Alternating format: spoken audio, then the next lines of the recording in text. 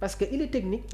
gis nga sortie de balle. yooyu noonu sur les orientations mais tegal Pape Alassane devant la défense.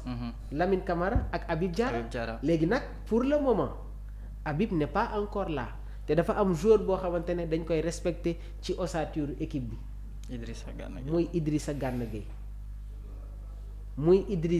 Gana Gueye et quoi qu'on puisse dire bi ñu jógee ci coupe du monde 2022 yi ba tey vraiment Gana Gueye est régulier, vraiment Gana Gueye fait de belles prestations avec cette équipe d'Everton. Man j'aime pas critiquer les joueurs mais dans le football c'est des choix. yow ni ngay gisee. ak man ni may gisee mun na bañ a wute. c'est vrai, c'est ça la réalité hier. mais il est rassurant aussi Mamour par rapport ak Gana Gueye li nga ci souligner. xam nga nekkul rek vétéran la. yàgg na ci équipe bi. xam nga loolu mën nga ko wax nga yem ci. mais ab lu mën a am rek saa bu defee prestation autant pour moi li nga ciy gis mooy assurance boobu. équilibre boobu bi nga xamante ne da koy indi ci milieu terrain bi. te loolu aussi loolu la ñuy soxla ci joueur bu mel ni Gana. ak expérience bi nga xamante ne am na ko championnat Angleterre métti bi nga xamante ne bu demee ba Everton di ko utiliser ba léegi. donc le joueur ba léegi moo ngi ak ay qualités yi nga xamante ne c'est extraordinaire. mais pour le cas de Jacob ba léegi ñu revenir ci am na ko wax lu am solo. nee na Mamour Jacob après bëgg naa ñëw tamit sur le cas de Antoine Mendy. parce que maa ngi gis Moussa Pisse.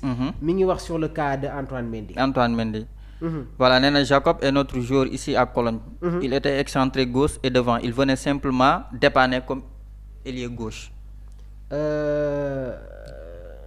Gis nga Moussa Niakhaté. te sànq joxoon nga ay exemple yu bari ci par rapport ak joueurs yu ni mel. Moussa Niakhaté. am na ay match yoo xamante ne seetaan naa ko avec Mayence. Je l'ai vu jouer comme piston. En Allemagne. Étant capitaine. Comme piston. Ismail Jacobs dañ ko seetaan bi muy nekk en Bundesliga mais c'était au fait c'est un très bon joueur. mais jamono jii nii football dafa am fenn foo xamante ne foofu la toll. et maintenant le football par moment du la xaar mais gis nga actuellement nii.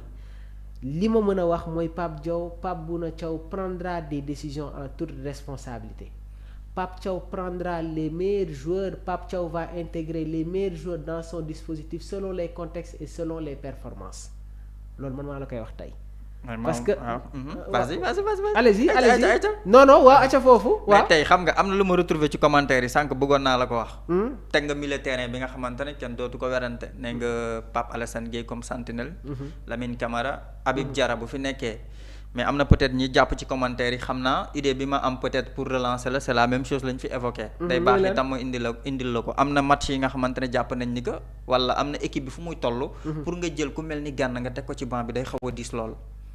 même bu fekkee Habib Diarra ñëw na mu nekk en forme. même Habib Diarra bu ñëwee Mamour mu nekk en forme. nga gis ne que il est là. blessure bi nice Lamine Camara il est au top. Pape Alassane Gueye au top. nga xool Gana dara dalu ko nga xëy jël ko teg ko ci banc bi. Omar installel ma Abdourahmane fii installel ma fii Abdourahmane mu ñëw rejoindre nous ci plateau yi parce que dama nam ay analyse am il faut que mu ñëw tuuti wax ci équipe bi allez-y voilà Abdourahmane on t'attend oui mooy milieu terrain boobu noonu nga wax. jàpp nga ni que ñoom ñooy titulaire. mais ci boobu la milieu terrain. même bu fekkee ñoom yëpp ñoo ngi ci en forme par exemple. foogoo ni que coach bi du xëy rek jël ku mel ni Gana Gueye teg ko ci banc bi aussi. pour le moment. le milieu de terrain de l'équipe d'ici à la Coupe d'Afrique des Nations suñu milieu ci premier match yi Gana la Lamine Camara. ak Pape Alassane Gueye.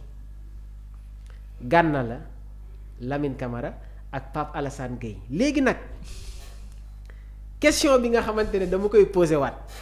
est-ce que yéen internautes yi jàpp ngeen ne que Pape Bouna Thiaw dafay bon Ismaïla aussi. donc parce que là je pense que y a une idée y a un schéma boo xamante ne ça se dessine parce que man je me suis un peu dit sax que Ismaïla Sarr a un peu facilité. la tâche entre guillemets la tâche à Pape Bouna Thiaw. parce que. on doit jouer avec un milieu de terrain à 3. et jamono ji comme ni nga ko waxee Gana apporte de l'équilibre dans l'équipe en jouant comme sentinelle c'est ça la réalité.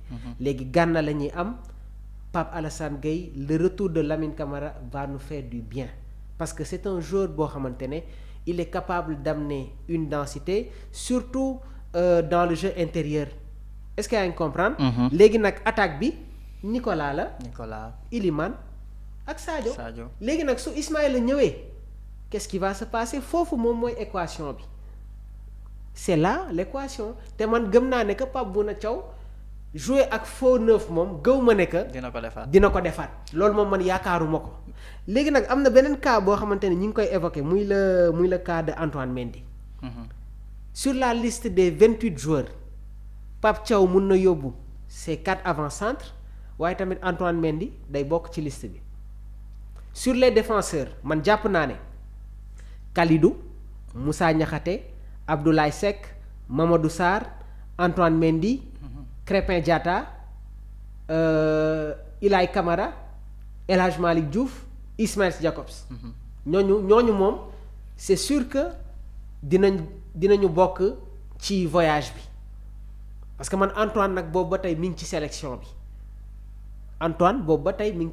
bi léegi nag le problème ce n'est pas Antoine Mendy avec l'OGC Nice c'est que OGC Nice ñoom ñoo am problème et loolu maa ngi ko constaté depuis la blessure de Abdelmonem parce que Nice dañuy jouer avec un schéma 3-5-2 am na match boo xamante ne jël nañu l'international tunisien Al Abdi mais joué loo ko comme arrière droit et pourtant c'est un gaucher et pourtant ñun ñëpp xam nañ ne que Nice a toujours eu une défense structurée. bi fa Todibo di nekk moom moo doon former la charnière centrale. Avec Dante. Sur le couloir droit on avait kan Youssef Attal. Sur le couloir gauche on avait Bard. C'était vraiment une défense équilibrée. Mais depuis bi ñu ñëwee di jouer avec le schéma 3-5-2 si la ñu commencé di am quelques problèmes et nag jamono jii nii l'OGC Nice ça ne va pas parce qu'il y a des tensions il y a des problèmes am na ay joueurs yoo xamante ne ils sont affectés mentalement. Jérémy Boga xoolal on l'a attaqué. gaañ nañ ko là sax dafay quitter club bi. C'est vrai. Donc ça veut dire qu'aujourd'hui il y a des problèmes dans cette équipe de l'OGC Nice mais man jàpp naa ne que kat Antoine moom dafay bokk ci groupe bi parce que nag gars yi Antoine a réussi ses débuts avec l'équipe. te buñ ko sanctionné ci match bi nga xamante ne joué na ko face au Brésil parce que face au Brésil dans la deuxième mi-temps il y a eu un naufrage collectif. dara doxul kenn du blâmer non c'est-à-dire au fait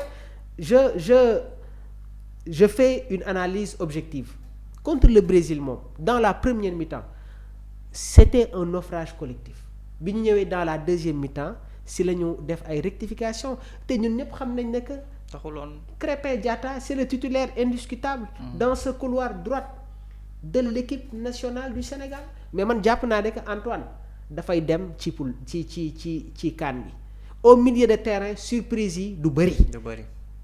Pathé incha allah Lamine Camara. sera au rendez-vous. Idrissa Gana Gueye Pape Matar Sarr on n'en parle pas. Mais c'est le moment mais malheureusement Pape Matar on le voit plus quasiment dans le dispositif de Thomas Frank léegi nag yenn situation yi su ko joueur bi di traverser dañuy xool son comportement ñuy xool exactement la réaction du joueur mais Pape Matar est en train de traverser une période très compliquée te daf may fàttali un peu la période bi nga xamante ne Nicolas Jackson mi ngi ko doon traversé bi muy nekk Chelsea laataa muy dem fële nga xamante ne moom mooy ca Bayern Munich. Il y a des certitudes et comme ni ma la ko waxee si Pape Bouna Thiaw décide de valider la liste des 28 joueurs il peut amener ses 4 attaquants léegi nag certains diront que lan la ñuy doyee 4 attaquants parce que am na ay attaquants yoo xamante ne ils ne sont pas performants. Habib Diallo il revient dans la compétition reprendre ses entraînements Nicolas Jackson gis nañ ko Boulaye Dia malgré les critiques ba tey son entraîneur à la Lazio Mauricio Sarri il compte sur lui Chérif Ndiaye malgré les critiques durant les derniers rassemblements il a gagné des points parce qu'il réussit à marquer des buts et loolu c'est un surplus donc ku la ne Pape Thiaw tànnam joueur yi ni yomb na daf lay nax et il a bien fait d'attendre match week-end yi jaar mu xool joueurs yi xool seen ay situation et je pense que tamit loolu bokk na ci ay points yi nga xamante ne nañ ko jël en considération bu baax a baax Yaya. voilà vraiment Mamour amati na solo mais tey comme li nga wax sànq. waaw Pape Thiaw nekk na ci situation bi nga xamante ne ñun yëpp xam nga tey bu ñu fa nekkoon du ñu nelaw. mën naa ko waxee noonu. c'est pas facile de. c'est pas facile c'est pas évident.